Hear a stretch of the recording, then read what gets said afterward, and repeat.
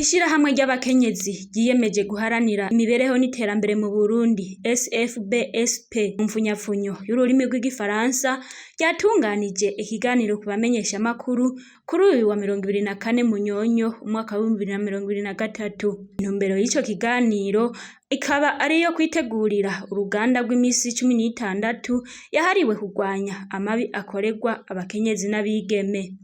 Twakoranye mu ntumbero y'uruganda rw'imisi 16 yahariwe kurwanya amabi akorerwa abakenyezi, akaba ruzotanga igenekerezo rya 2025 rukarangira itariki 10 z'ukwezi kwa12. Intumbero rero ya kino kiganiro ni kugira tube turategura buri murundi wese ahari tumwinjize by'ukuri muri ico kiringo c'imisi 16 kugira yiyumvire ububabare amabi afatiye ku gitsina butera, hama vy'ukuri yiyumvire ico yokora muri ico kiringo c'imisi 16 kugira habeho igabanuka ndetse amabi afatiye ku gitsina anahere. Ivyo natwe dukora mu bijanye no kurwanya amabi afatiye ku gitsina na cyane cyane ayakorerwa abakenyezi n'abigeme, harimo kubashigikira.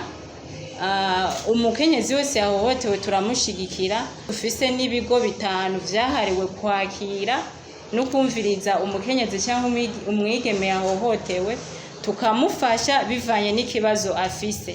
Dufise muri ivyo bigo nyene harimo abajejwe abunganizi bajejwe kumviriza abo baba bahohotewe. Ikigo kandi gisanzwe gifise umupsikologe uwo bita mu Kirundi umuremesha ajejwe ivyo byo kurwanya nyene amabi afatiye ku gitsina. Dufise n'aba avoka abashingwa manza bajejwe gukurikirana uwo wese yahohotewe yatwituye umukenyezi afise ikibazo coba kigeze mu butungane, bakabaherekeza gushika urubanza rwabo rurangiye. Impande y'ivyo turakunda gukora n'ibikorwa vyo guhimiriza no guhugura ubwenge kuba dusanzwe dukorana kugira vy'ukuri dufashanye mu kurwanya amabi afatiye ku gitsina, kugira ejo hazobe atamabi afatiye ku gitsina akirango. Igikorwa tuzokora muri iki kiringo c'imisi 16 tuzokora kandi n'ibikorwa vyo guhimiriza. Ico novuga guhimiriza ikivunga abantu tubigishe kubijanye n'ingaruka mbi z'amabi afatiye ku gitsina.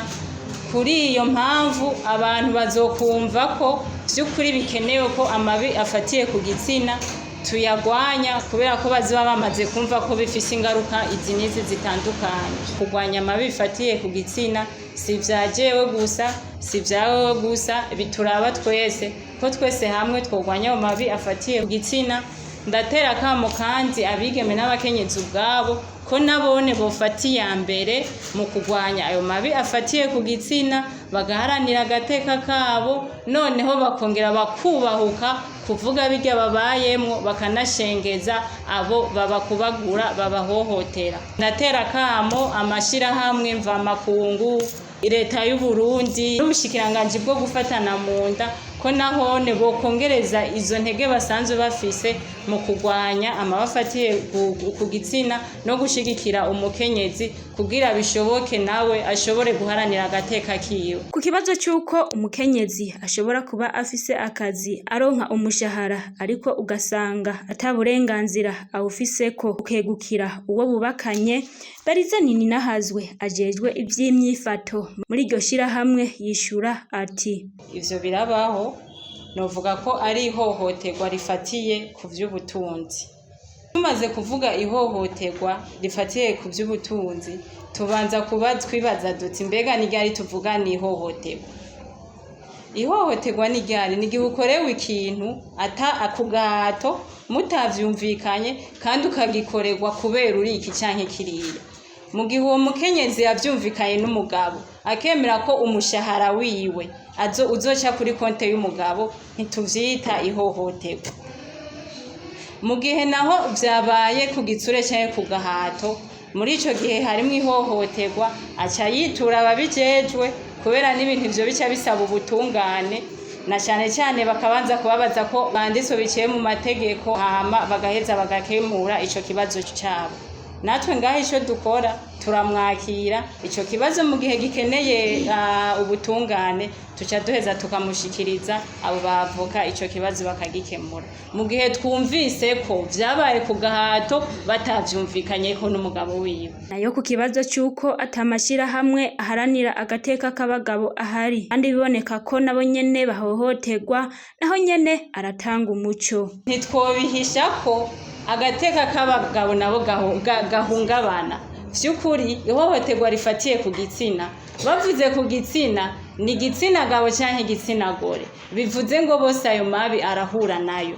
Mugabe igihari bivanye n'amaraporo azaratangwa nuko ihohoterwa rifatiye ku gitsina abo rifata cyane n'abakenyezi, ariyo mpamvu uzosanga amashirahamwe menshi aranira agateka usanga ari abakenyezi. Bivuze ngo yuko n'ayabagabo ariko araboneka kubera nabone bariko barubakwa nabone guharanira agateka kabo. Twebwe rero nk'uko dusanzwe turi association féminine, twebwe cible yacu ni les femmes. Twe nous sommes sensibles ku mabi afatiye ku gitsina akorerwa abakenyezi. Kuyakorerwa abagabo naho n'uje turamwakira, ariko kubera ko hariho iyo association y'amabi y'abahohoterwa ku bagabo ni sawa naho tuca dukora ibintu vya orientation. Tureka kumwakira ngo ni kubera ari umugabo ngo nuko yaje ngo mwishirahamwe ry'umukenyezi. Turamwakira mugabo cyayitura nawe igisata kimujeri. Urwo ruganda rukazoba ku civugo kivuga kiti twese hamwe turi kumwe twashobora kugerageza hakabaho uburyo bwo kugira ngo turwanye amabi afatiye ku gitsina.